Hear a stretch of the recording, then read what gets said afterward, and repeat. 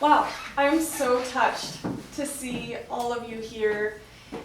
Some familiar faces, some folks that I'm really excited to meet for the first time tonight, and I just want to say a really special thank you to the Clark Chateau and Christine Ilona for hosting, and to Open Air for all the work that they do for the arts here in Montana and the region.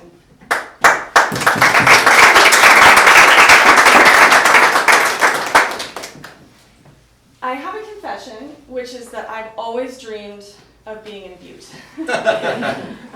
Ever since I first came to Montana in 2012, I fell in love with the city. I grew up in northern Wisconsin, in upper Michigan, in copper mining country. And when I first moved to Montana to live in Great Falls in 2012, I came for a weekend to Butte, and I thought, wow, these are my people.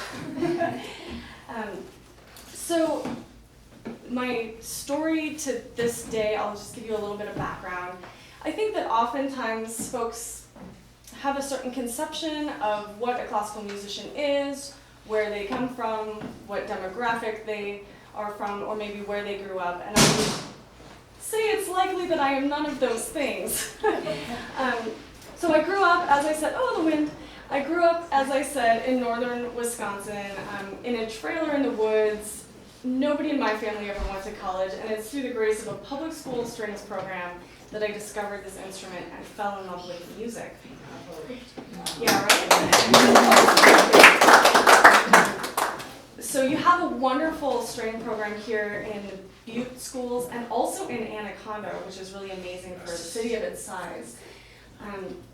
And anyway, so I fell in love with the violin. I had some help growing up. I went to music school, and then my first job was in Montana with the Cascade Quartet, which is a string quartet in residence with the Great Falls Symphony.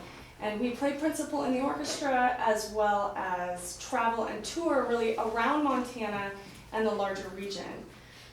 That was my dream job as someone from a very small community, to be in the most remote place in America that I could make a living playing in a string quartet. And it was through that I came to really be confident in what I always wanted to believe in, which is that this music is for everyone from every kind of place. The quartet toured all sorts of places in Montana, from the flagship schools to the Myrna Loy, to the Whitefish Performing Arts Center, to Big Sky, but also one-room schoolhouses on the far prairie in Bynum, Montana, and reservation schools. And in all of those places, we found people who loved classical music. So I feel like, what do we need to do to make classical music really speak to every community in America? I've been thinking about this for years, and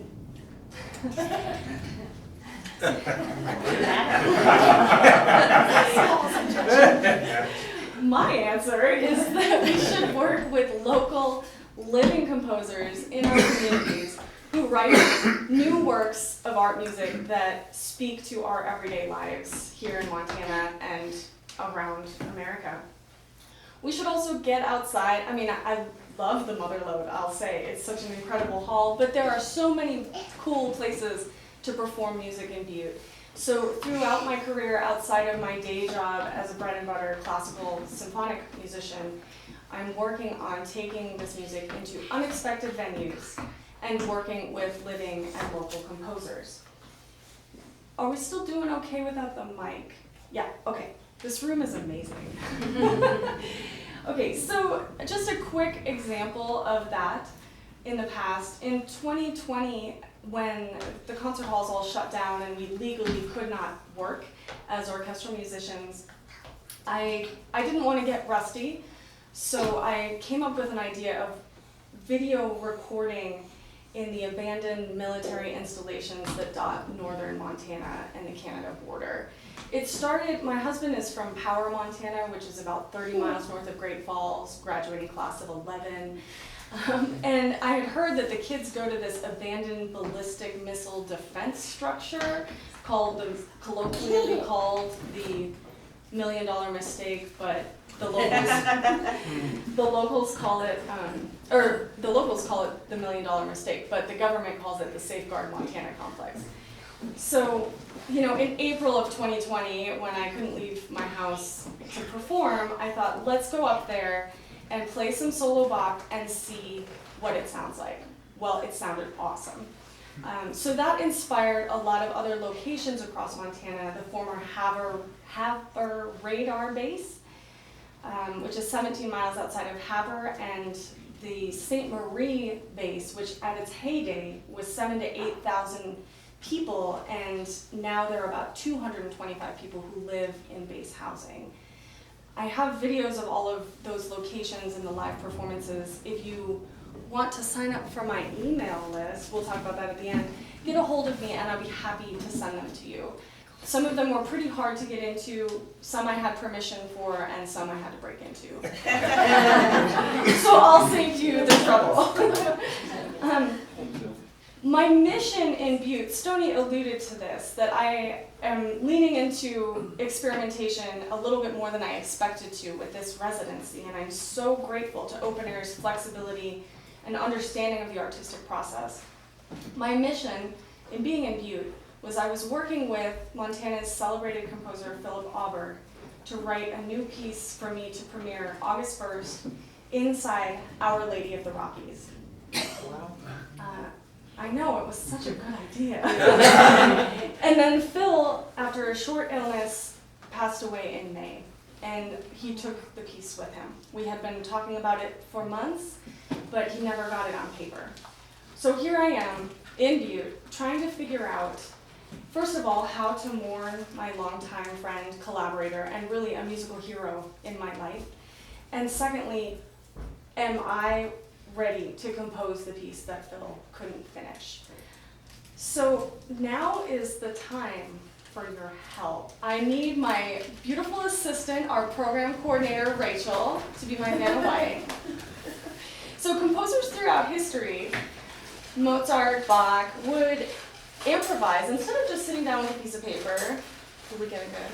Mm-hmm. Instead of just sitting down with a piece of paper, they would sit at the piano or sit at the violin and kind of doodle around to find something that speaks to them and then expound upon that.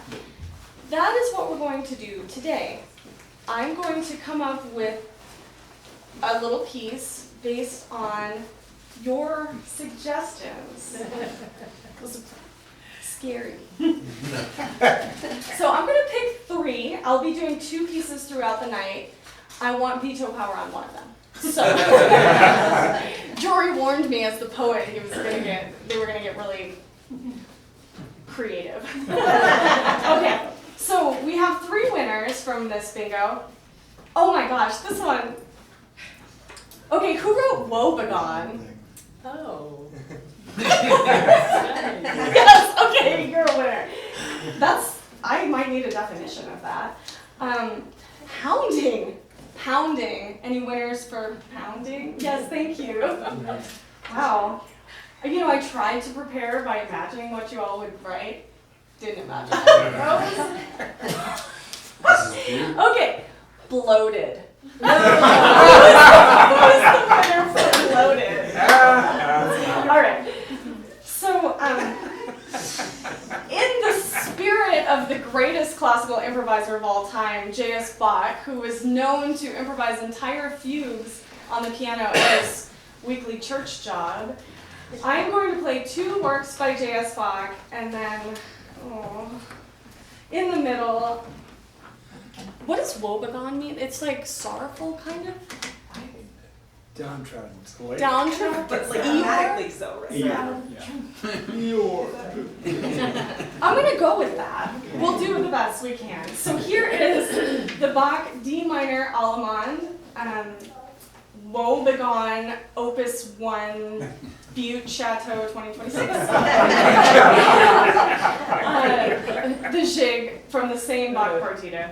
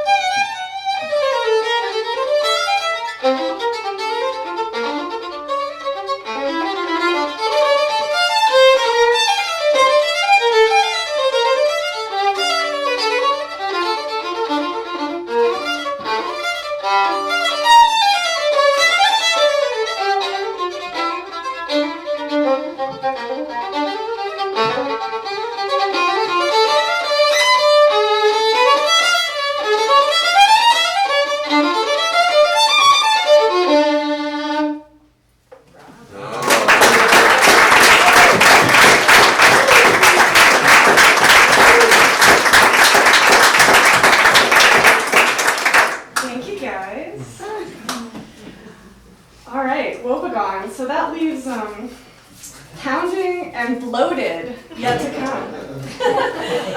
So I'm about to pass around this clipboard that has my name and email address because I trust you. And I thought maybe you might put your name and email address on it too.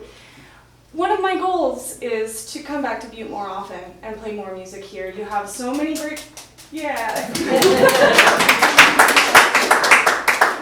have so many great places to play, such warm people, and I like it here, dang it. So if you'd like to know when I might be coming into town again, go ahead and put your name on here. If you have a venue idea, I want to hear it. Go ahead and take my email down and shoot me a note. I'll start here with Bolt.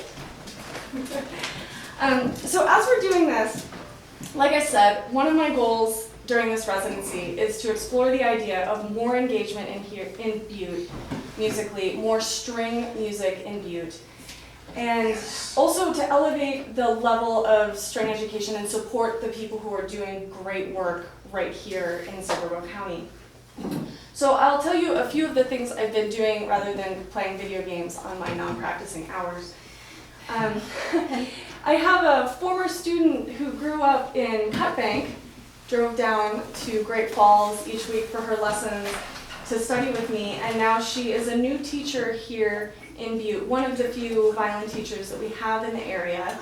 And she has been so gracious as to let me teach or train her during this time. So I observe her teach.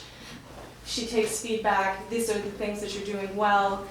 These are some new ideas for how to present this material next time you have a student learning this skill. And teacher training is such a huge part of becoming a good private instructor. I underwent some teacher training. I'm sure the other private teachers in this room also did. And you know, it's hard to get access to that in southwestern Montana. And so I'm really excited to be helping out this young teacher while I'm here. I am going to out one of my esteemed colleagues who is in the room, who actually was my predecessor in my job in Great Falls some years prior, and who has recently moved to town and is teaching strings at a very high level. Joe Jewett, can you stand up so in case anybody wants to learn the violin? I had no idea that Joe had recently relocated to Butte when I agreed to do this residency, and then finding out that he was here was such a fantastic treat. So I know that you all are in good hands should you want to learn violin or viola with Joe, or with Susan, his partner, who is a cellist. So Joe was so generous as to let me collaborate with him at the Butte Public Library on a children's book called Ferdinand, the story of a bull who was quite the pacifist. I read the children's book to these adorable kids and their parents, and Joe played music to enhance the story, and it was such a wonderful event. I hope there are lots more like that here in Butte in my absence. I also want to thank the Covalite open mic scene. If you guys don't know about Tuesday night at 8 p.m. at the Covalite, if you are a comedian, if you're a musician, it was such a warm and welcoming environment. John over there took really good care of us at the bar. And it was a great way for me to actually get my nerves out on some of the things you're hearing tonight. So if you want to dust off your guitar, ukulele, tap shoes up at the Covalite. Definitely. Tuesday night at 8 is your place. I've also had a wonderful time playing Mass at Immaculate Conception and at St. Patrick's.